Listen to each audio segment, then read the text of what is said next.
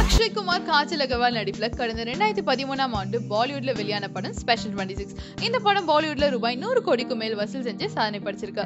இந்நிலையில இந்த படத்தோட தென்னக உரிமையை பெற பல முன்னணி தயாரிப்பு நிறுவனங்கள் போட்டி போட்டிருக்காங்க.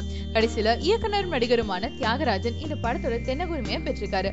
இதை அடுத்து இந்த படத்தை தமிழ், தெலுங்கு, கன்னடம்னு 3 மொழியிலும் ரீமேக் செய்ய திட்டமிட்டிருக்காங்களாம். இந்த படத்தோட தமிழ் பதிப்புல நடிகர் பிரசாந்தும், தெலுங்கு பதிப்புல ரவி தேஜாவும் நடிக்க இருக்காங்க. மேலும் ஸ்பெஷல் 26 ஹிந்தி படத்துல காஜல் அகர்வால் நடிச்ச கதாபாத்திரத்துல நடிக்க நம்ம நடிகை த்ரிஷா ஒப்பந்தம் செய்யப்பட்டிருக்காங்க. 3 மொழியிலுமே இவரே கதாநாயகின்னு சொல்லப்படுது. 10 வருஷங்களா தமிழ் சினிமாவில் நடித்துக் கொண்டிருக்கும் த்ரிஷா இதுவரை பிரசாந்தோட இணைஞ்சு ஒரு படம் கூட நடிக்கலையாம்.